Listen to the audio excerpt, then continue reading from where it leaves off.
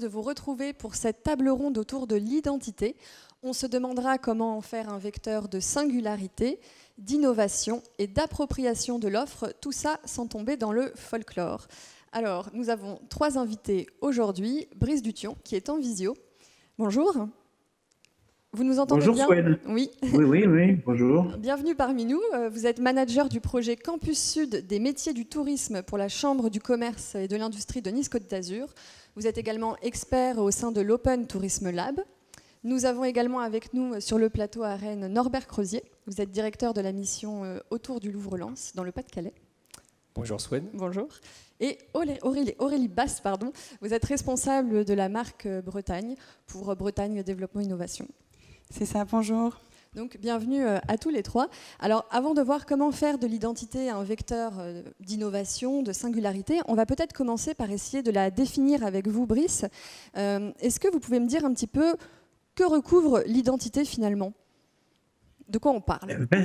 Une vaste question, cher Swen. Si j'avais 3 heures devant moi, je pourrais dresser un panorama historique de l'acception du terme, mais en quelques mots. Moi, j'ai toujours été passionné par cette question de l'identité parce que je pense qu'elle repose sur un certain nombre et sur un socle évident de points de concentration et d'attention de ce que nous sommes collectivement devenus. Alors, je vais citer quelqu'un qui est l'un de mes auteurs fétiches, qui est Fernand Braudel, qui a écrit un bouquin qui s'appelle L'identité de la France, que tout le monde a dû lire ou a dû au moins feuilleter dans sa vie, et qui a dit dans ce livre « La France se nomme diversité ». Et je crois que dans le fond, c'est comme première ébauche et comme première esquisse, l'idée de l'identité française, c'est l'identité de sa diversité. La deuxième idée que j'aimerais partager avec vous, c'est dire que cette identité diverse, plurielle, comme on a dit jadis pour une majorité politique il y a une grosse vingtaine d'années, c'est de dire que c'est un peu l'histoire contrariée de la vie de la République, puisque la République s'est affirmée depuis un certain nombre de siècles sur une certaine forme d'uniformisation à la fois linguistique, culturelle, des modes de vie, etc. Et finalement, la quintessence de cette France-là, c'était la France de la Troisième République qui a combattu, dans le fond, un certain nombre de ce qu'on pourrait appeler aujourd'hui des identités locales, territoriales. On a combattu le patois, on a combattu un certain nombre de traditions et de folklore. Et je crois qu'aujourd'hui, c'est une certaine forme de paradoxe historique. Notre identité, notre diversité, les goûts et les couleurs, les langues, les traditions, la culture populaire, aujourd'hui, c'est ce qui fait vraiment la force de chacun des territoires. Donc, dans le fond, pour citer Braudel, c'est bien l'identité de la France, c'est d'abord la diversité, parce que nous ne sommes pas un, nous sommes multiples, et c'est bien cette multiplicité qui fait la diversité, donc forcément les identités françaises et les identités territoriales. Alors justement, on voit des territoires se réapproprier leur identité, en tout cas essayer de les valoriser. Est-ce qu'il y a d'autres destinations, à l'international notamment, qui ont déjà, j'allais dire, développé cette approche identitaire du tourisme? Est-ce que vous avez quelques exemples et est-ce que vous pouvez nous dire ce que ça a engendré en termes d'offres, d'aménagement? Oui, bien sûr. Écoutez, je vais pas citer tous mes auteurs fétiches, mais il y a quelqu'un que j'aime beaucoup, c'est Hannah Arendt, qui a écrit que pour être confirmé dans son identité, dans le fond, je dépends entièrement des autres. Je dépends entièrement des autres. Donc ça veut dire que pour vivre son identité particulière, ça dépend singulièrement du regard d'autrui sur ce que nous sommes. Et il y a beaucoup de destinations qui l'ont compris, à la fois dans l'offre que ces destinations peuvent mettre sur le marché, mais aussi dans les outils de promotion. Je vais vous donner 2 exemples, pas davantage, et pourtant ils pourraient être multiples, mais des exemples proches de la France. En matière de promotion, il y a par exemple Visit Scotland, donc c'est-à-dire l'Office de tourisme de l'Écosse, qui a beaucoup travaillé sur l'identité écossaise. C'est passionnant parce que je crois que, en termes de relations culturelles avec la Bretagne, c'est tout à fait inspirant. Je pense que vous partagez beaucoup de valeurs avec cette Écosse-là, à la fois sur des signes très tangible de l'identité écossaise, le vêtement, un peu d'ailleurs le folklore, mais il ne faut pas avoir peur de tomber non pas dans la caricature, mais aller assumer son identité et assumer ce qu'on est. Et puis également, dans d'autres signes, il y a à la fois les paysages, les éléments culturels, mais également aussi les comportements des habitants. Et je crois que ça, c'est tout à fait constitutif de ce que des identités peuvent apporter au tourisme, apporter au territoire. Et puis le deuxième petit exemple que j'ai aussi cité ce matin, et je crois que c'est un exemple tout à fait pertinent, parce que c'est un petit pays touristique auquel on pense assez peu, c'est le Danemark. Et je crois que là, c'est une autre façon de partager la notion d'identité. C'est-à-dire que des gens qui visitent le Danemark, des visiteurs nationaux, internationaux, viennent visiter le Danemark parce qu'il y a une histoire, il y a un patrimoine, mais c'est aussi une façon de rapprocher le visiteur et le visité. Et l'idée, c'est que, par exemple, au Danemark, vous avez à Copenhague, les gens qui viennent visiter Copenhague, ce sont des Copenhaguois d'un jour, 2 jours, 3 jours, une semaine. Donc la question d'identité, c'est aussi un partage de mode de vie, un partage de valeurs. Et je crois que c'est absolument essentiel aujourd'hui dans la promotion, mais aussi dans l'offre qu'on met sur un marché pour accueillir dans les meilleures conditions les visiteurs nationaux ou internationaux. C'est vrai qu'on le voit, l'identité, elle est souvent rattachée quand même au patrimoine, au passé, parfois avec une connotation un petit peu péjorative. On parlait de tourisme identitaire. Est-ce que l'identité, c'est quelque chose de figé ou est-ce que finalement, il faut la réinventer? Est-ce que l'identité, c'est aussi se projeter vers ce que sera demain la région, la destination? Mais poser la question, c'est déjà y répondre un tout petit peu, cher Swen. Je suis d'accord, bien sûr, vous me tendez la perche, c'est gentil.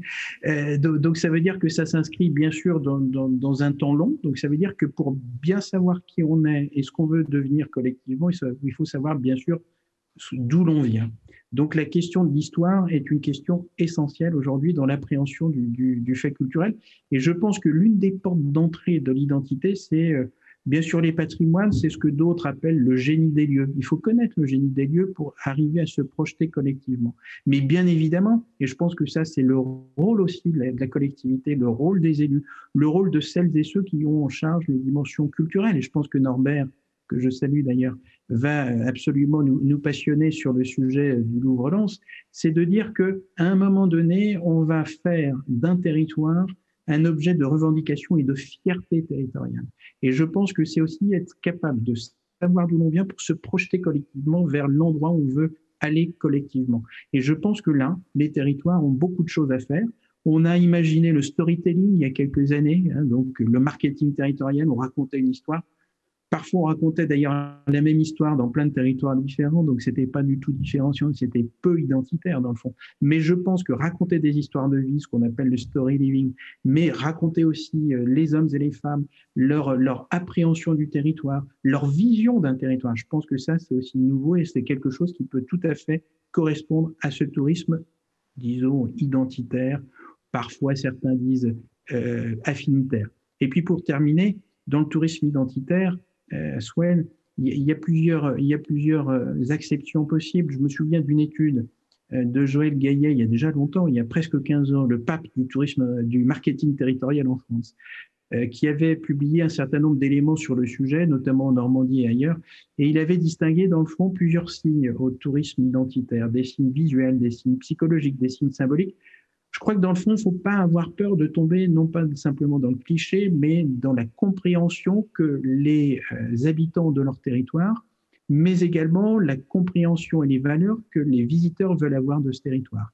Et puis, dernier petit point, puisqu'on est en Bretagne, je vous ai parlé l'autre jour d'un bouquin formidable, Le Cheval d'Orgueil de Pierre Casegnas. J'espère que vous l'avez lu depuis. Je ne l'ai toujours pas lu, je le confesse. Mais... c'est une faute professionnelle, mais vous aviez sans doute autre chose à faire en préparant les rencontres. Mais je pense que là, c'est vraiment aussi se pencher sur ce monde qui est un monde de savoir-faire, de tradition, et c'est tout à fait constitutif d'une attractivité totalement contemporaine et sans doute d'avenir. Très bien, merci beaucoup. Alors Norbert, justement, vous, ce travail, vous l'avez fait, puisqu'en tant que directeur de la mission autour du Louvre-Lens, vous avez justement travaillé sur un imaginaire touristique qui intègre l'identité minière de ce territoire. Est-ce que vous pouvez nous rappeler en quelques mots dans quel contexte s'inscrit la création de cette mission?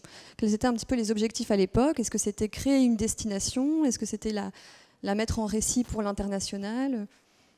Alors oui, merci, merci Brice pour cette explication sur la question de l'identité et la notion de multiple dans les identités. Oui, du coup, la mission a été créée dans le cadre du contrat de plan État-région, donc un peu avant l'arrivée du musée du Louvre à Lens et un peu avant l'inscription du bassin minier au patrimoine mondial de l'humanité par l'UNESCO. Donc l'enjeu était de faire émerger, de créer une nouvelle destination touristique autour du tourisme culturel et du tourisme événementiel, s'appuyant évidemment sur les valeurs du territoire, considérant que ce territoire devait se différencier par rapport à d'autres destinations qui avaient misé sur la culture, sur les grands équipements culturels, pour faire émerger une nouvelle forme de tourisme. Et tout le travail était de notre mission de travailler un nouvel imaginaire touristique sur un territoire, comme vous le rappeliez, qui a vécu de 2 siècles et demi d'extraction charbonnière et pour lequel on lui proposait de faire émerger une nouvelle économie. Donc évidemment, c'est un travail, et comme le rappelait Brice, il faut se donner le temps au temps, on est sur un temps long, d'appropriation et de se dire comment les valeurs de ce territoire, son esthétique, aujourd'hui correspondent à des tendances sociétales, des tendances de consommation. C'était aussi redonner confiance à un territoire qui a quand même subi quelques fracas, Première Guerre mondiale, Deuxième Guerre mondiale, la fermeture des mines, donc un choc économique et social très, très fort, mais qui a eu la chance de cette inscription au patrimoine mondial et la chance d'accueillir le Louvre, donc 2 marqueurs internationaux sur lesquels on s'est appuyé. Donc oui, en termes de méthode, nous on a beaucoup travaillé sur l'iconographie, les esthétiques, comment toutes ces valeurs humaines, fierté, solidarité, fraternité émotionnelle, solidarité, simplicité, comment tous ces éléments de valeur, on allait les retrouver dans le récit, comment on allait les retrouver dans les plans marketing, mais comment aussi on allait faire passer des messages auprès de la population locale en leur disant évidemment que ce travail, cette solidarité humaine font partie des tendances de consommation, elles intéressent des visiteurs, elles intéressent des touristes, et que les clichés qui collent à ce territoire, qui continuent à coller à ce territoire, finalement, comment on allait les renverser et comment on allait les positiver, si je puis dire, et comment on allait magnifier tout un patrimoine qui, autour du Louvre-Lens, s'appuyant évidemment sur un porte-étendard qui est le Louvre et l'UNESCO, mais comment toutes ces valeurs humaines composent cette destination. Et alors justement, en termes de méthode, vous avez utilisé des outils assez intéressants. C'est quasiment une approche sociologique que vous avez embrassée finalement. Est-ce que vous pouvez nous en dire quelques mots? Je crois que vous aviez peut-être quelque chose à nous montrer. Alors c'est vrai qu'on avait travaillé, nous, vous voyez, là, on peut voir apparaître la liste des valeurs, oui, une approche très famille. Voilà. L'esprit de famille est très présent, l'intergénérationnel est très présent, être ensemble, vivre ensemble est très présent sur ce territoire, donc ça correspond à ce qu'on recherche aussi aujourd'hui, un territoire très hospitalier. Donc la notion d'hospitalité est naturelle, donc comment on allait travailler là-dessus. C'est vrai qu'on a fait un gros travail d'enquête sociologique, on a interrogé au tout début de notre mission différents profils, différentes catégories socio-professionnelles. Alors on les a interrogés sur ce qu'elles pensaient de l'arrivée du musée du Louvre à Lens. Donc des gens très fiers d'accueillir ce musée, mais se disant que ce n'est pas pour nous. Et en même temps, une vraie fierté à voir accueillir ce musée. Oui, on a travaillé sur des analyses sociologiques des territoires impactés par l'arrivée du musée du Louvre-Lens, des villes impactées. Donc on a travaillé sur les valeurs des villes impactées. Douai, Béthune, Lens, Arras, plus loin. Donc c'était important pour nous de comprendre la sociologie de ces territoires, comment ils se positionnaient par rapport au musée du Louvre-Lens, pour lequel aussi on a analysé les valeurs du musée. Pourquoi le musée venait à Lens. Donc c'était pour lui aussi une façon de se réinventer. On devait réinventer un territoire par son arrivée, mais le musée aussi lui-même doit se réinventer, doit sortir de son enceinte du château parisien, doit retravailler ses outils de médiation, doit s'ouvrir. Donc le concept même de scénographie du musée du Louvre-Lens est complètement différent du Louvre-Paris. Donc c'était aussi pour l'un, pour les grands équipements et pour le territoire, une façon de se re-questionner, de se décomplexer, si je puis dire, et de trouver voilà, des nouvelles formes qui correspondent à ce qu'attendent les visiteurs et les touristes aujourd'hui.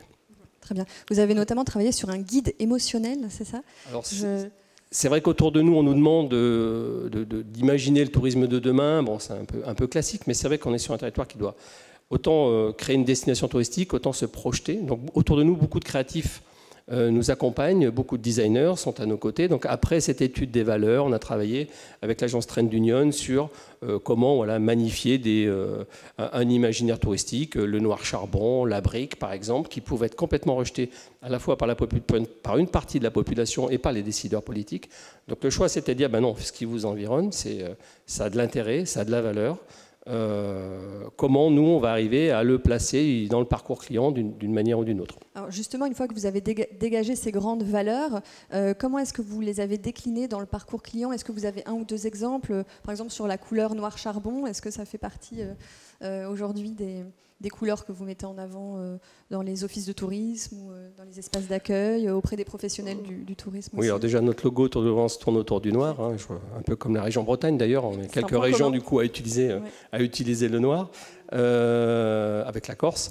Donc du coup, oui, l'idée c'était vraiment de retrouver un signe distinctif autour du noir, mais il n'y a pas que le noir. On a vraiment travaillé sur une charte de couleurs, hein, la brique, le bleu de chauffe, etc., en lien avec les valeurs humaines du territoire. Donc on décline ça dans différents supports de communication, dans les aménagements qu'on peut faire, nous, puisqu'on accompagne beaucoup de projets en ingénierie de projet, hôtels, restaurants, sur le design culinaire par exemple. Donc on va retrouver partout. L'idée, c'est pas de tout mettre en noir, mais de donner, de le magnifier à un moment donné sur le parcours client. Swen, vous parliez de l'appropriation, du guide émotionnel des habitants. Oui, on a travaillé aussi avec les habitants sur comment eux, la petite histoire rentre dans la grande histoire. Donc on a travaillé sur des éléments de compilation de récits, à peu près 200 récits qui sont dans un guide, ce qu'on appelle un guide émotionnel, qui du coup laisse la place à l'habitant face à la grande histoire des grandes guerres ou la grande histoire du Louvre. Donc ça, c'était important pour nous aussi de le travailler. Et puis, oui, les couleurs, on les retrouve dans des gammes d'objets, souvenirs, où là, on travaille justement des produits très proches, qui ont du sens et qui racontent une histoire. Alors, on le voit justement, c'est quand même très novateur, il y a beaucoup de choses à prendre en considération. J'imagine que du coup, vous fonctionnez aussi un petit peu par test, et du coup... Alors, oui, on expérimente beaucoup. C'est vrai qu'on est beaucoup dans l'expérimentation, comme on nous demande d'imaginer le tourisme de demain, d'impliquer aussi la population, de faire la preuve, par l'exemple qu'une économie touristique est possible sur un territoire post-industriel. Donc on s'inspire aussi, on fait pas mal de benchmarks sur des destinations qui nous ressemblent, hein. Mais l'idée c'est d'avoir vraiment notre propre identité, nos propres valeurs qu'on va mettre en avant et de ne pas faire du copier-coller de ce que pourrait faire la Roure, ce que pourrait faire Bilbao par exemple, ou Manchester, ou Le Havre, hein, quand on se compare ou Hambourg par exemple. Donc oui, bien sûr, on expérimente, que ce soit alors avant d'expérimenter, on fait beaucoup d'évaluations. Donc on a aussi l'évaluation, bien entendu, des retombées économiques, mais beaucoup sur l'image, avant-après. Cette question des clichés, des valeurs, comment on est perçu en région, au niveau national, au niveau international, comment notre image elle peut être perçue de manière négative plus en région, mais après une image un peu plus neutre, plus on s'éloigne. Donc tous ces aspects, toute l'analyse du parcours client, on la traite en termes d'image, hein, on analyse le web social, c'est important pour nous. Et ensuite, à partir de ces éléments où on perçoit là où nous sommes plutôt bons, là où nous sommes moins bons, on intervient du coup sur des expérimentations. On pense par exemple à l'écomobilité, à la visibilité de l'offre. On a des efforts à faire sur la question aussi urbaine, ce qui n'est pas neutre, hein. On y viendra après dans une autre table ronde sur comment les entrées de ville, le mobilier urbain aussi rentrent en ligne de compte. Donc sur tous ces aspects-là, oui, on accompagne dans des dispositifs design ou des accompagnements type certains projets. Et c'est vrai que ces valeurs, vous parliez tout à l'heure, comment elles se retranscrivent. On a peut-être deux projets pas inintéressants. Je pense que c'est l'hôtel en face du Louvre-Lens, pour lequel une ancienne cité minière transformée en hôtel 4 étoiles. Donc comment on a travaillé avec un gestionnaire hôtelier, le groupe Esprit de France, un bailleur social qui était propriétaire des lieux, à faire que cet hôtel, on va dire, donne un peu de jus de territoire, mette en avant les valeurs de la destination sans tomber dans le folklore. Je crois que c'est le sujet d'aujourd'hui, justement dans le folklore minier, mais au contraire soit très subtil et redonne des touches à l'histoire. Que lorsque vous êtes dans cet hôtel, voilà, vous revivez un habitat minier, mais de manière très, très subtile et pensée, là aussi avec des designers en amont, mais aussi des paysagistes, des architectes, des bailleurs sociaux.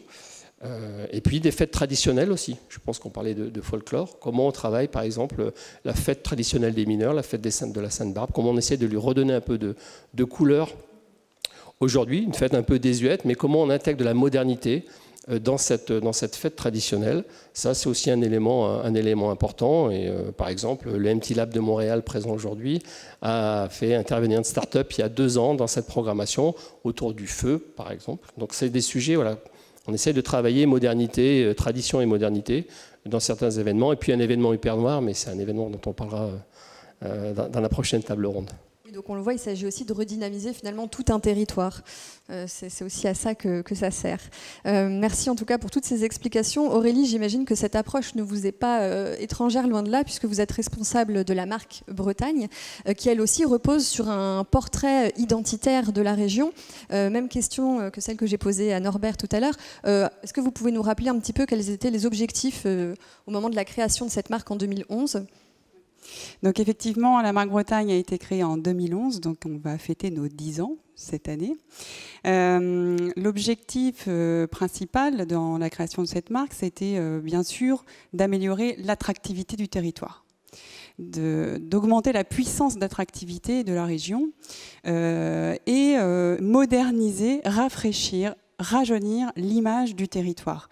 L'idée, c'est bien de s'appuyer sur le patrimoine, la culture, l'identité, pour montrer une Bretagne contemporaine. Et en fait, ce qu'on remarque, mais c'est le cas pour tous les territoires, c'est qu'il y a un décalage entre l'image perçue à l'extérieur du territoire et la réalité. Donc le travail d'une marque de territoire, avant tout, c'est ça, c'est réussir à réduire cet écart. Alors, c'est un vaste sujet, hein, puisque dans des univers de communication comme nous avons, il faut réussir à se faire une place, mais c'est essentiel pour un territoire aujourd'hui de travailler sur son image, sur sa communication, pour justement continuer à exister et à exister de façon moderne. Donc, j'en dis pas plus, je vais vous laisser découvrir le dernier film pour présenter la marque Bretagne. Merci.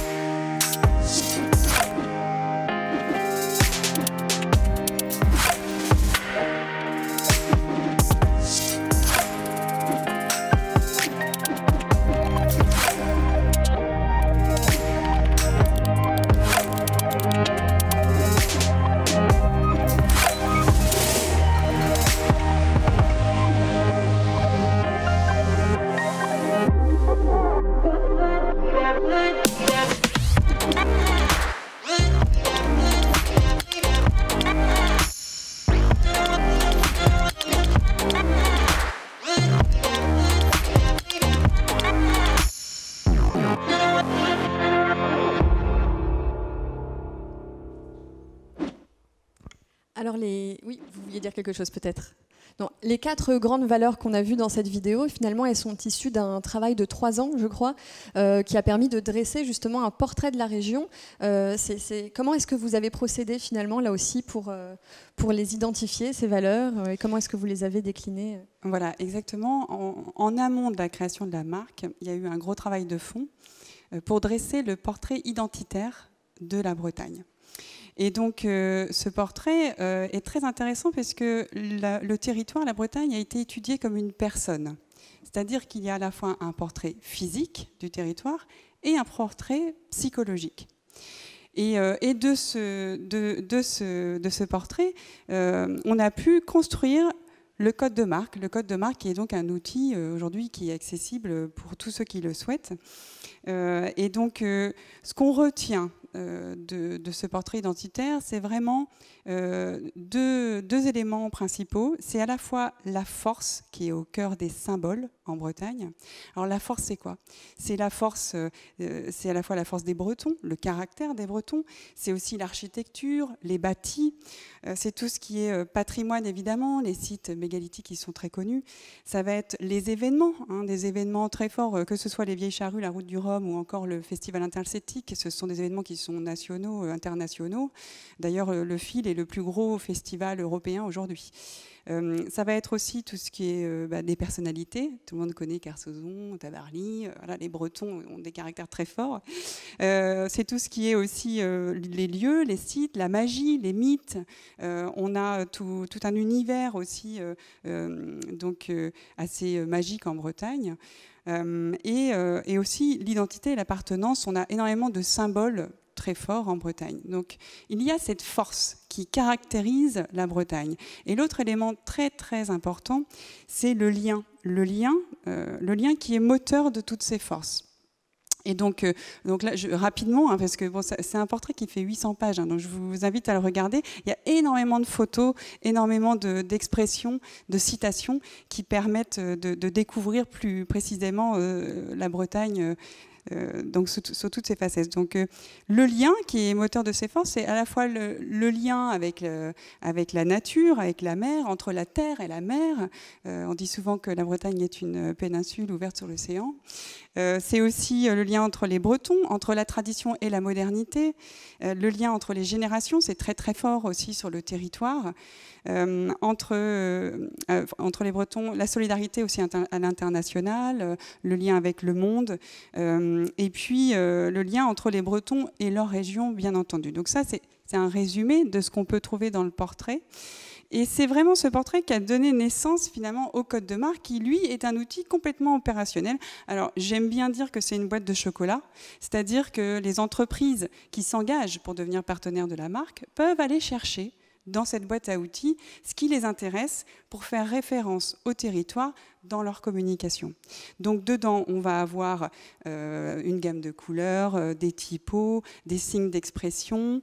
Et donc, on verra tout à l'heure dans les campagnes qu'on a pu mener l'utilisation du signe d'expression humour et décalage. Vous allez voir comment on peut l'utiliser ça.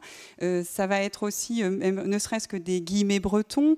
Voilà, il y a tout un ensemble de choses. Et une des choses qui est le fondement de la marque Bretagne, ce sont les valeurs, les fameuses valeurs.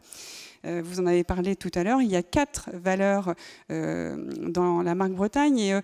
Et c'est vraiment ça qui fait, entre guillemets, aujourd'hui le ciment. Non seulement sur la vision qu'on peut avoir pour la marque et pour le territoire, mais aussi pour les partenaires qui sont engagés dans cette démarche, qui, eux, se retrouvent autour de ces valeurs. Oui, j'ai l'impression que c'est un petit peu ce qui fait la force pour l'un comme pour l'autre de ces marques, c'est que vous avez réussi à impliquer les habitants, les acteurs du territoire, les professionnels du tourisme. Par exemple, sur la difficulté de ne pas tomber dans le folklore, vous me parliez de l'exemple de la danse traditionnelle bretonne. L'idée, ça n'a pas été d'écarter cet élément pour éviter de tomber dans le folklore, ça a été de changer le regard sur cette pratique. Exactement, parce qu'on est extrêmement fiers de notre patrimoine. On est extrêmement fiers de toute la culture, du breton, des danses.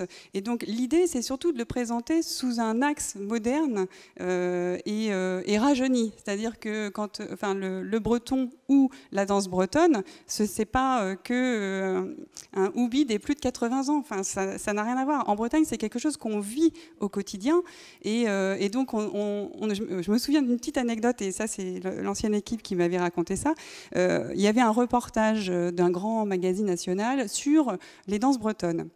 Et donc, pour justement appuyer sur le contraste, mes anciens collègues ont envoyé une photo d'un tout jeune garçon de 6-7 ans qui avait une coupe là, avec une crête, etc. Donc, qui créait complètement un décalage avec l'image. Eh bien, ils n'en ont pas voulu.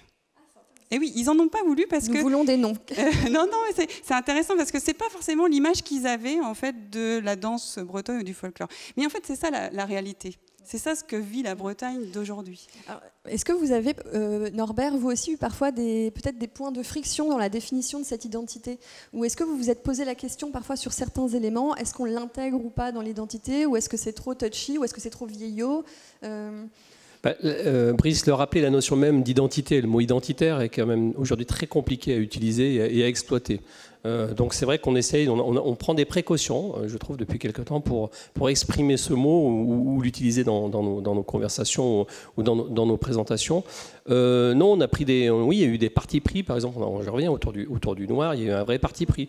Il y a un sujet qui nous intéresse beaucoup, on parlait de folklore, c'est la question de l'immigration. C'est un territoire qui a eu beaucoup d'immigration polonaise, d'Afrique du Nord, pardon. Donc on a par exemple sur l'artisanat polonais, le folklore polonais, on va travailler sur des objets, des produits, on va le mettre en avant, sans tomber dans le folklore, mais il peut y avoir aussi une nouvelle Pologne derrière tout ça. Donc la question de l'immigration et du patchwork de traditions autour de ces immigrations nous intéresse. Alors évidemment, quand on parle d'identité, d'immigration, et des sujets sur lesquels voilà, on essaie d'être prudent, il n'empêche que ça compose les valeurs, ça compose ce territoire, et c'est ces éléments-là que viennent rechercher les visiteurs qui viennent au Louvre-Lens, mais pas uniquement, sur les sites de mémoire ou sur de la Première Guerre mondiale ou sur les différents sites miniers. Et c'est vrai que pour concrétiser tout ça, on a nous créé des carnets de tendances, des carnets d'inspiration à partir desquels tout porteur de projet peut venir s'inspirer. Alors voilà, on en a sur le shopping, on en a sur les produits dérivés, on en a sur l'hébergement-restauration, on a un carnet vraiment qui rappelle l'ensemble là, des valeurs socles, parce que je rappelle qu'on est unis par un socle de valeurs sur un territoire qui fait environ 100 km de long, plus d'1 million d'habitants. Donc différentes agglomérations ont différentes identités, différentes valeurs. Par contre, il y a un socle commun sur lequel on se retrouve pour porter un récit commun ou des activités de promotion au national et à l'international. Chacun a sa propre stratégie par territoire, mais par contre, sur ces socles-là de valeurs, on arrive à composer des opérations ou des accompagnements. Tout à fait. Alors justement, cette capacité un peu d'embarquer tout le monde, c'est ce qui vous a permis, je crois, en Bretagne, en 2017, de prendre un virage grand public avec les campagnes Passer à l'Ouest. Peut-être que vous voulez nous en dire quelques mots. Comment est-ce que vous vous y êtes pris pour embarquer tout le monde dans cette aventure ? Oui, alors on peut peut-être remettre une slide. Oui, voilà, exactement. Merci beaucoup. Donc cette campagne qui a été lancée par la région Bretagne en 2017 avait l'objectif d'accueillir l'arrivée de la LGV. Effectivement, c'est un gros argument en termes d'attractivité pour toute la Bretagne. Et donc, dès le départ, cette campagne, elle a été pensée pour être déclinable par les collectivités partenaires. Et donc c'est là où on retrouve la solidarité et la coopération qu'il y a en Bretagne, c'est que l'ensemble des territoires s'est dit, bah oui, allons-y, mettons-nous tous sous notre marque commune, notre ombrelle commune, qui est la marque Bretagne. Et donc là, on voit quelques exemples. En bas à gauche, on a à Brest aussi, on est entouré de requins. Donc c'est un des exemples, mais de très nombreux territoires de Bretagne ont joué ce jeu-là et ont décliné. Et on a poussé le pari un peu plus loin, puisque on s'est dit, cette campagne, il faut que ce soit la campagne des Bretons, des partenaires de la marque. Et donc, on a, dès le départ, intégré l'idée qu'il fallait du coup proposer le concept, et on a créé un kit de communication. On a fait le tour de l'ensemble des partenaires de la marque, qui étaient finalement les engagés de première date, les ambassadeurs qui étaient déjà dans l'aventure depuis le début. Et on leur a dit, bah voilà, cette campagne, c'est aussi la vôtre. Donc tous ensemble, on peut montrer une image de la Bretagne en utilisant ce concept du coup moderne. Et donc là, vous le voyez, on est sur la touche d'humour, c'est-à-dire qu'on détourne des clichés parisiens, on fait des petits clins d'œil. Bon, voilà, ici aussi on a des bouchons, mais bon, c'est des surfeurs. Ici aussi on a des hipsters, mais bon, c'est un marin qui est à côté de son phare. Voilà, il y a un petit côté un peu décalé, un peu drôle, pour inviter finalement nos cibles. Donc là, effectivement, c'était la première fois qu'on avait une grande campagne sur la partie grand public pour inviter l'ensemble de ces publics, qu'ils soient étudiants, investisseurs, travailleurs, talents ou autres, à venir en Bretagne. Et donc, dans les questions qui étaient posées, c'est comment se servir de l'identité comme force d'appropriation. Je ne suis pas sûre qu'une marque classique puisse faire ça. Parce que ce qui fait que ça marche, ça, non seulement, oui, le concept était bien fait, oui, l'agence de communication a fait quelque chose de simple et facile d'utilisation, oui, on a un réseau de partenaires qui est là depuis des années et qui attend quelque part pour dégainer, mais si ça marche, c'est parce qu'il y a l'identité. C'est l'identité qui est au cœur de tout, c'est l'appartenance, la fierté des Bretons de dire « Ah moi aussi !» je vais montrer mon petit bout de territoire, je vais faire ma blague. Et en fait, on a été complètement dépassé, dans le bon sens. C'est-à-dire que ça a fait un buzz incroyable. Il y a eu plus de 1000 appropriations, donc lancées par les partenaires de la marque, clairement, que ce soit le Stade Rennais, Armor Luxe ou des grands comptes comme ça qui ont lancé le mouvement. Et après, c'était tous les Bretons qui avaient envie de créer ce visuel. Merci beaucoup. Alors Norbert, on le voit simplement, là le ciment en effet c'est la fierté bretonne. Vous avez travaillé sur un territoire où peut-être que la fierté était moins affirmée, en tout cas quand vous êtes arrivé. Du coup, j'imagine que ça faisait aussi partie de votre travail. C'est un territoire aussi où les gens sont très fiers d'appartenir à ce territoire. Donc la notion de fierté est très importante sur cette destination. Après, c'est la question du complexe de s'ouvrir au monde. Et c'est vrai que d'accueillir le Louvre, d'accueillir l'inscription au patrimoine mondial, vous oblige à vous ouvrir au monde. Et c'est cette question de simplicité ou de timidité à s'ouvrir, de redonner confiance à un territoire qui parfois a perdu confiance en soi. Donc c'est ça l'enjeu pour nous. Brice, vous êtes toujours avec nous? Absolument, oui. Je bois les paroles qui viennent d'être prononcées. Justement, on parlait de l'humour. Est-ce que l'humour, c'est aussi une façon intéressante de dédramatiser l'identité?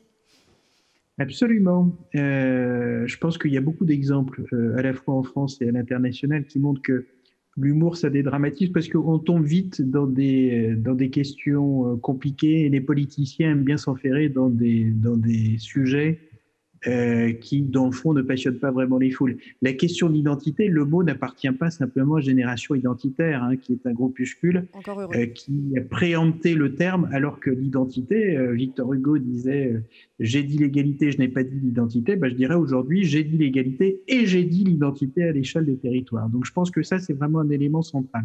Deuxième petite idée, oui, l'humour est essentiel. J'ai dit tout à l'heure, par exemple, les campagnes de promotion de Visit Scotland.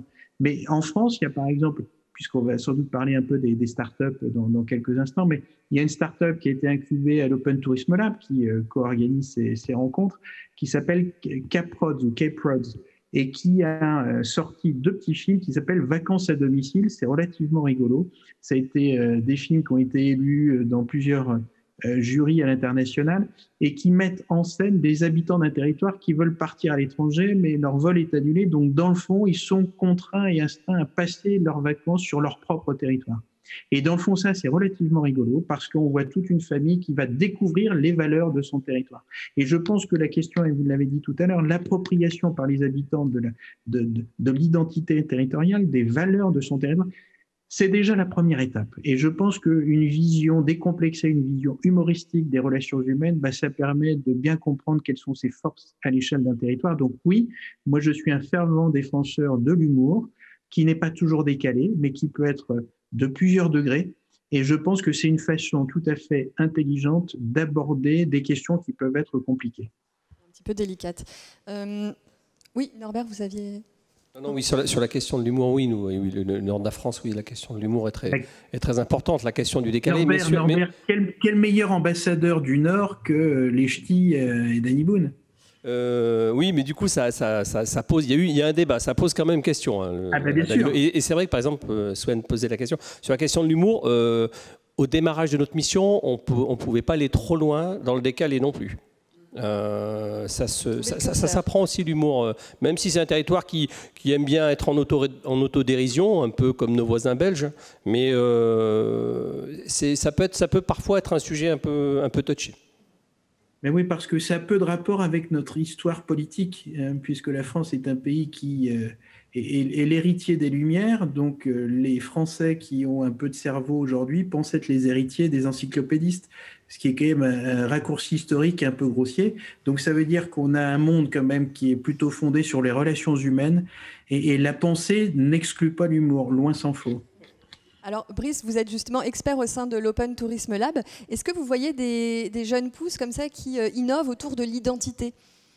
Bah, écoutez, oui, cher Swen, alors j'ai parlé de Caprods, donc je vais pas en reparler, mais j'en ai identifié quelques-unes. Et dans le fond, je pense qu'il y a vraiment toute une dynamique autour de ces questions identitaires, et l'identité recoupe plein de thématiques qui sont à la fois différentes et éminemment complémentaires. Le premier exemple qui m'est venu à l'esprit, c'est une start-up qui a été incubée au Slow Tourisme Lab à Troyes. Et c'est une start-up qui s'appelle Racine, avec un S. Et cette start-up, qu'est-ce qu'elle fait? Elle permet de partir sur les traces de ses ancêtres. Donc c'est une question identitaire, mais c'est notamment, par exemple, pour des Québécois, des Canadiens, revenir en Europe pour aller découvrir les régions, les territoires d'où l'on vient. Et je pense que c'est une façon aussi de bien appréhender ses origines, donc forcément son identité. Et c'est aussi une valorisation pour un territoire de savoir que, et Norbert a dit tout à l'heure, on a parlé de l'immigration, on peut parler de l'émigration, les territoires vivent. Les territoires ne sont pas des monolithes sans échange avec l'extérieur. Au contraire, la force et la vitalité d'une population, c'est d'accepter que ces populations vivent, se mélangent, sont diversifiées. Et c'est ce que je disais tout à l'heure, hein, c'est le mot de Fernand Braudel, la force d'un territoire, c'est sa diversité. Donc ça, c'est la première start-up très intéressante, je vous encourage à regarder. C'est une initiative tout à fait intéressante. Puis deux autres petits exemples, parce que l'identité, ça n'est pas simplement une revendication ou un idéal politique, fort heureusement. C'est surtout aussi, et vous le disiez tout à l'heure, c'est le goût, c'est les couleurs, c'est l'essence d'un territoire. Et il y a deux startups qui m'intéressent vraiment beaucoup à ce sujet, en dehors du noir soulagien dont on a parlé tout à l'heure, choisi par autour de Louvre-Lens et la région Bretagne.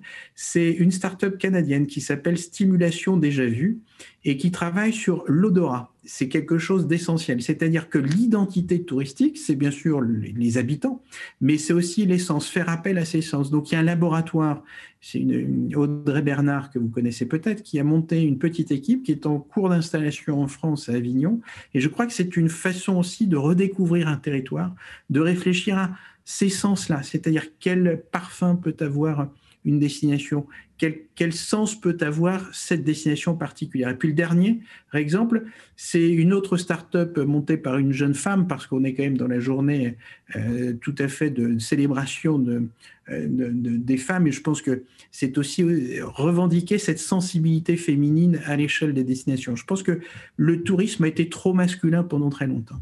Voilà, donc c'était une question de rapport de force et de virilité, et je pense que la féminisation du tourisme qui est une vérité à l'échelle des emplois, aussi en termes de stratégie, je pense que les femmes peuvent apporter autre chose. Et le dernier petit exemple dont je veux parler, c'est une start-up française dirigée par une jeune femme qui s'appelle Laurence Giuliani, qui s'appelle Haken avec 2 K, et qui s'intéresse là à l'identité sonore, puisque chaque territoire a des sons particuliers. Et je pense dans les sons, quelque chose moi, qui m'a toujours passionné, ce sont les accents. Et c'est ce que je disais en propos liminaire, la République a passé son temps à essayer d'uniformiser les mœurs et les cultures territoriales.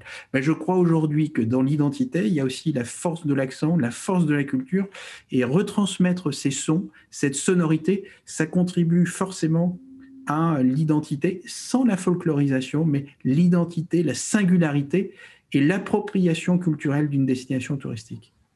Et tout ça résonne très fort, évidemment, avec la crise qu'on traverse actuellement et ce tourisme hyper local, le retour au territoire, c'est certain. Mais, cher Swed, cette crise ne fait que souligner les grandes tendances que nous connaissons depuis des décennies. On a refusé de les voir parce que c'était pratique, mais les grandes tendances, on les connaît, la proximité, la qualité, la relation à l'environnement, et puis la dernière grande tendance, c'est vraiment cette question de proximité entre les habitants et les visiteurs. C'est quelque chose de central. On ne peut pas considérer que le tourisme doit demeurer cet artefact sur un territoire. Non. Et Norbert l'a dit tout à l'heure, à Lens, c'est vraiment cette question-là. On ouvre la porte et on partage cette culture, cette identité particulière des gens de Lens, mais aussi de la région désormais des Hauts-de-France. Alors Norbert, justement, je crois que vous avez une bande-son du territoire.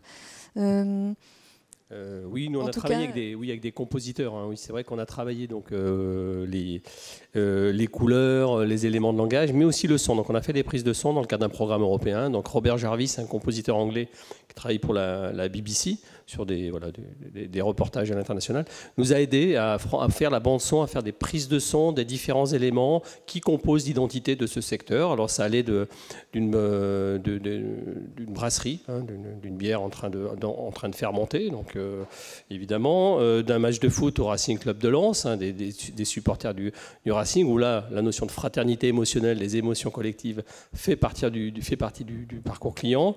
De la colombophilie, donc comment les pigeons qui s'envolent, cette tradition des mineurs autour de la colombophilie se retrouve et est très contemporaine pour nous, parce que c'est vraiment, là pour le coup, on parlait d'expérience, mais vivre cette activité de colombophilie, en tout cas de découvrir ce milieu-là, est aussi intéressant. Donc on a eu différentes prises de son qui ont contribué à créer un parcours sonore dans la ville de Lens à un moment donné, en collaboration avec les commerçants de la ville, certains commerçants qui ont bien voulu jouer le jeu, et c'est vrai que ça a permis de diffuser un son à partir de la vitrine. Donc là, c'était une technologie particulière, c'est la vitrine qui devient une enceinte, et d'interpeller le chaland lors de son parcours. Et cette bande-son, oui, s'est traduite en jingle.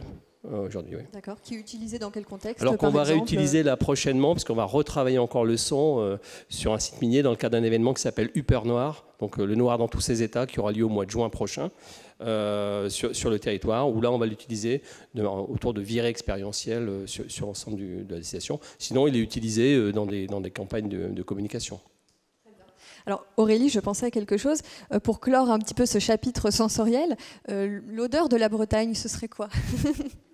Alors ça, c'est une très bonne question. Mais figurez-vous qu'il y a une jeune pépite partenaire de la marque là, qui du coup a créé 2 parfums. Donc ça s'appelle Bienvenue en Bretagne. Et donc il y a le parfum Hermine et le parfum Triskel qui s'appuient justement sur les odeurs du territoire. Et donc voilà, c'est assez inédit et on est très fiers que cette pépite se soit lancée. Et c'est déjà vendu dans plein de références touristiques. Donc je suis sûre qu'il y en a qui écoutent et qui connaissent déjà. Donc oui, alors des odeurs, il y en a plein, hein, que ce soit la mer, que ce soit... Ce qui est très intéressant dans une démarche de marque, c'est aussi de s'appuyer effectivement sur les souvenirs d'enfance. On parlait des habitants. Les souvenirs d'enfance. Le nombre de gens, de Bretons, d'ici ou d'ailleurs, qu'on croise.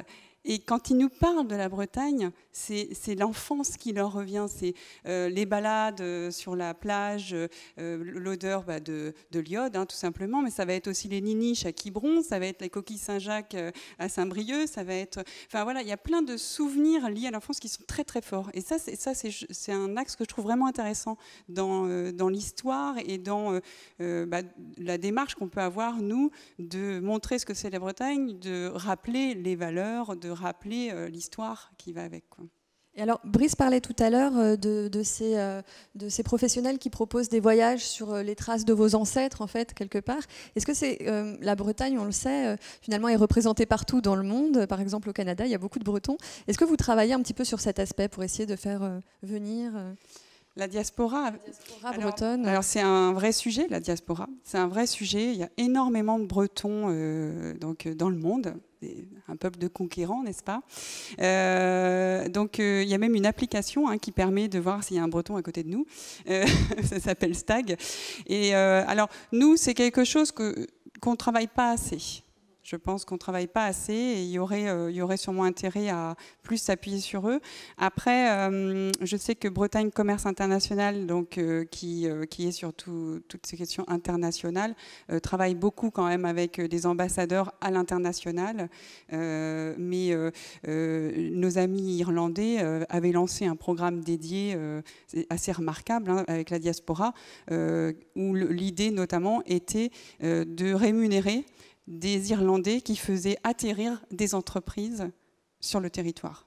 Donc, le champ des possibles, il est assez large sur ces questions de diaspora. Et donc, à ce stade, c'est pas dans nos priorités, en tout cas. Très bien, merci beaucoup. Alors, je vois qu'on a une question. Est-ce que s'appuyer sur l'identité, ce n'est pas avant tout et simplement s'appuyer sur le vécu des habitants du territoire? Je vous laisse répondre, si quelqu'un est inspiré. C'est un petit peu ce qu'on a dit finalement tout au long de cette heure, oui, je crois. Oui, Brice. Bien évidemment, ça répond aux grandes tendances dont on a parlé depuis une heure. C'est évident que le partage avec les habitants, c'est la pierre angulaire de l'identité. Et les habitants, ben, dans le fond, ils héritent d'une histoire. J'ose affirmer que les habitants d'un territoire ne sont pas monocolores. Donc ça veut dire qu'on s'intéresse à l'ensemble des habitants. Norbert a dit tout à l'heure, dans le Nord, forcément, il y a les enfants et les petits-enfants et les arrière-petits-enfants des Polonais, des Italiens. Il y a toute cette histoire de population et c'est aussi ça qui est absolument passionnant. Donc, bien évidemment, la première étape, c'est associer les habitants d'abord à la décision, hein, on l'a dit tout à l'heure, mais surtout à la promotion et aux offres touristiques, parce qu'on veut maintenant vivre comme les habitants d'un territoire qu'on va découvrir. On ne veut plus vivre séparés d'eux. C'est terminé, oui, ces villages de vacances où on traversait la Méditerranée, où on passait 15 jours sans voir qu'à côté du mur d'enceinte, il y avait des situations géopolitiques dramatiques. On est loin de ce cas, bien sûr, en France, bien entendu. Mais il est évident que comprendre un territoire, c'est d'abord, avant tout, comprendre la culture et comprendre ses habitants. Est-ce que ce n'est pas aussi une façon de garantir l'acceptabilité de la fréquentation touristique, finalement? Par exemple, sur votre territoire, finalement, il y avait, j'imagine, assez peu de tourisme auparavant. Est-ce que ce n'est pas la condition nécessaire Oui, alors si c'est un territoire naturellement accueillant, donc, mais il est clair que, comme le rappelle Brice, avoir des lieux de partage, des lieux de rencontre avec les habitants, alors on en a quelques-uns, hein, on pense par exemple à la baraque à frites, naturellement, qui est dans le parcours client essentiel pour nous, c'est vraiment un point de ralliement, où on va pouvoir justement faire l'interaction et organiser des relations entre l'habitant et le touriste. Donc il faut trouver des points comme ça dans le parcours client, où le visiteur sera à la recherche de cet échange avec l'habitant. Alors évidemment, ça passe par l'hébergement, mais pas uniquement. Ça passe par un événement sportif, ça passe par une programmation culturelle, des social clubs. On a même imaginé des social clubs dans les hôtels. C'est comment on laisse la place à des associations dans les hôtels pour que, lorsque vous êtes client, à un moment donné, il y aura peut-être l'assemblée générale des colombophiles ou l'assemblée générale des mineurs d'une association, ou polonaise ou italienne, enfin peu importe. En tout cas, essayer d'imaginer des lieux où on puisse se faire rencontrer les publics. Très bien. Swen, peut-être un petit complément à ce que vient de dire Norbert. Moi, je suis convaincu, par exemple, que les stades de foot contribuent beaucoup à la compréhension d'un territoire et qui, déjà mêlé au stade Bollaert à Lens, bon, depuis un an, c'est un peu compliqué, ne saisit pas finement l'âme du peuple lensois, si j'ose dire, et si on peut dire que le peuple lensois existe en tant que tel. Mais il y a une démarche intéressante pas loin de Lens, c'est par exemple la démarche Hello Lille avec l'agence d'attractivité, avec son réseau d'ambassadeurs, avec la mobilisation de beaucoup de citoyens pour penser, pour imaginer l'offre touristique de demain. Je crois que c'est vraiment aujourd'hui un élément clé dans l'appréhension des territoires. Oui, Norbert. Oui, Brice, pour te répondre, oui, c'est vrai que quand on mesure, nous, l'image, c'est vrai que le stade Bollaert ou le foot arrive souvent en tête de l'image qu'on se fait. C'est en train de changer parce que le musée prend de plus en plus de place. Mais oui, l'idée d'hybrider les offres entre sport et culture, c'est vraiment pour nous primordial. C'est-à-dire, on sait que les gens ne sont pas que monoculture. On sait qu'il y a des touristes culturels, les purs et durs, mais ils sont très peu nombreux. Mais que le parcours, un match de foot plus une exposition au Louvre-Lens et un passage à la baraque à frites avec un brasseur local, c'est ce qu'on va mettre en avant, évidemment avec les interactions sociales qui se trouveront autour du Louvre-Lens. Très bien.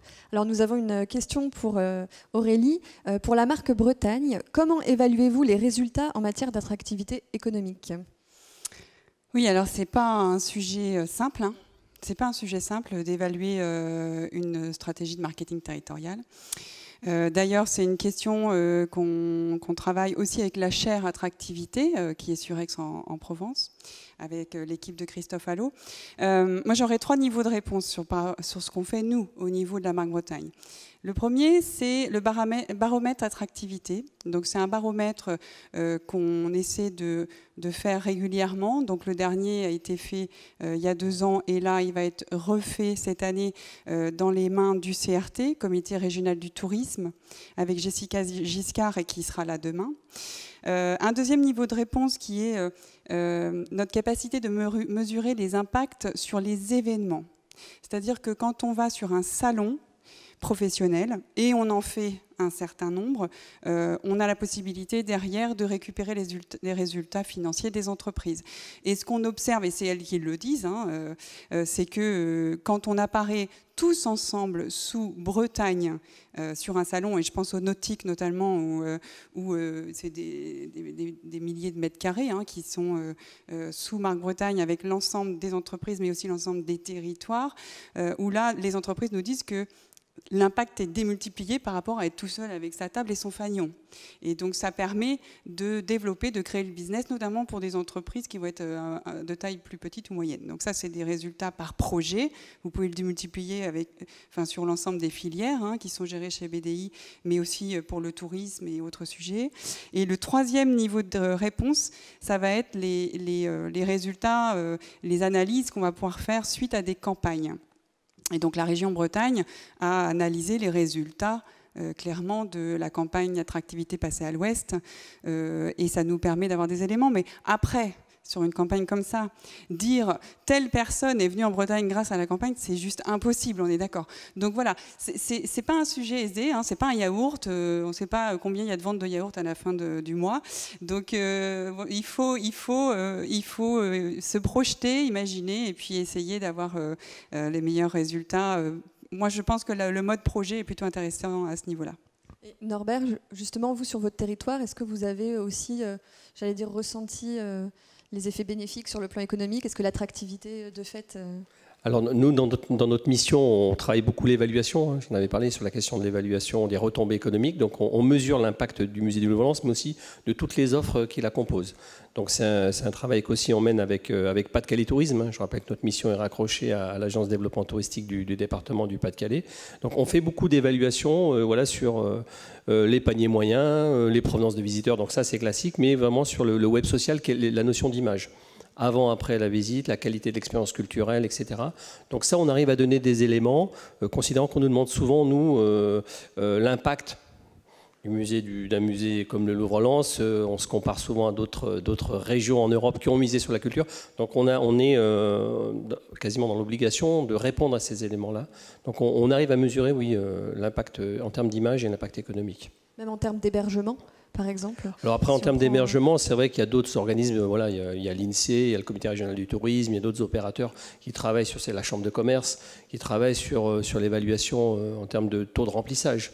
Donc ça, et puis après, on va s'appuyer sur les billetteries du musée, des différents musées, des stades, etc. Donc on arrive à cumuler différentes datas et données qui nous permettent de donner des éléments assez fiables, à la fois pour répondre aux décideurs politiques, mais aussi à des futurs investisseurs. Parce que là aussi, il y a des investissements hôteliers qui progressent sur notre secteur. Donc on nous demande régulièrement les paniers moyens, et ça, c'est aussi important pour nous. Très bien. Alors on a une dernière question, on a le temps de la poser toujours pour Aurélie. Comment s'inscrire dans la marque Bretagne sans perdre sa propre identité? Ne va-t-on pas se noyer dans un univers qui n'est pas le nôtre? Alors, j'aurais plutôt tendance à dire c'est interdit de perdre son identité en venant à la marque Bretagne. C'est pas possible. Non. Plus sérieusement, c'est vrai que vu qu'il y a un code de marque, on a l'impression qu'on va tous se ressembler. Mais en fait, pas du tout. D'ailleurs, je vous invite à regarder sur le site internet de la marque l'ensemble des créations des partenaires. Au contraire, finalement, la marque Bretagne, le réseau marque Bretagne, dans ces 875 entreprises aujourd'hui, c'est l'ensemble de ces identités-là, et c'est l'ensemble des identités des territoires de Bretagne. C'est-à-dire qu'il n'y a pas une Bretagne, il y a plusieurs territoires de Bretagne. Et donc, moi, je vous invite à venir, vous allez voir que tout le monde s'y sent bien, et qu'on peut bien sûr affirmer son identité dans cet ensemble-là. Nous, ce qu'on cherche à faire, et il y a un gros travail d'accompagnement des candidats et des partenaires, c'est surtout que les structures se réfèrent au territoire dans leur communication. Et il y a plein de façons de le faire. de façon, comment dire, distinguée, mesurée, enfin voilà, comme vous disiez tout à l'heure, de façon moderne. Ça peut être au travers de photos, ça peut être au travers de petits signes, les 3 bandes qui sont facilement utilisées. Ce sont des couleurs, ce sont des mots, des valeurs. Et il n'y a pas besoin de transformer son identité, pas du tout, pas du tout. C'est juste montrer d'où on vient. Et quand on est une structure, par exemple, dans la cybersécurité, dans le numérique ou dans la biotechnologie, je peux vous dire que c'est beaucoup moins simple que quand on est dans le tourisme. Parce que quand on est dans le tourisme ou dans l'art et la culture, la référence au territoire, elle est évidente. Mais quand on est sur des secteurs classiques, hein, c'est ce que nous faisons chez BDI, eh bien, c'est pas si évident. Et donc, il y a plein de structures qui arrivent et qui candidatent, mais qui pourraient être de n'importe quel territoire en France, voire dans le monde. Donc, c'est ça qu'on travaille en particulier. On ne cherche pas à dénaturer l'identité des structures. Ou à les absorber. Ah non, oui, non, impossible. Au contraire, au contraire. Alors, Brice, peut-être le mot de la fin sur effectivement ce risque d'absorption des identités dans une seule et grande marque. Qu'est-ce que vous en pensez ? Écoutez, je pense qu'il faut avoir confiance en l'intelligence collective. Le marketing territorial, je pense qu'on a tous compris que c'était très limité. Qu'on va largement au-delà d'une simple marque. C'est une dynamique collective. Donc, on a parlé beaucoup de la notion des ambassadeurs. Moi, j'y crois foncièrement. Je crois qu'on incarne un territoire, mais on ne dissout pas les valeurs de chacun de ces acteurs. Et je pense que la force d'un territoire, c'est l'addition des valeurs individuelles. Donc, c'est la force d'un collectif. C'est comme une équipe de sport, hein, la métaphore footballistique ou tous les autres sports. Je ne sais pas pourquoi je suis très sportif cet après-midi. C'est Norbert qui m'inspire. Mais dans une équipe de sport collectif, chacun a sa place. Et c'est la somme des individualités qui fait la force d'un collectif. Mais la grande condition pour qu'une marque fonctionne, faut qu'il y ait un chef d'orchestre. Et le chef d'orchestre, c'est un peu le manager, c'est l'entraîneur. Là, c'est la collectivité qui doit orchestrer ça. Et donc, c'est-à-dire qu'on respecte les identités individuelles, mais on met en place un ensemble cohérent. Et je pense que c'est ça, aujourd'hui, le grand enjeu à l'échelle des territoires. Donc, non, pas de dissolution des identités particulières. Au contraire, je pense que la force collective est bien plus forte quand elle est tirée par un ensemble d'acteurs plutôt que par des acteurs qui tirent chacun dans leur sens. Ça n'aurait aucun sens aujourd'hui de continuer à faire ce qu'on a fait pendant de nombreuses années en France. Très bien. Eh bien, ce sera le mot de la fin. On va terminer sur cette métaphore sportive. Merci à tous les 3 d'avoir participé à cette table ronde. Merci à vous toutes et tous de nous avoir suivis. J'espère que tout ça vous aura inspiré. Merci beaucoup.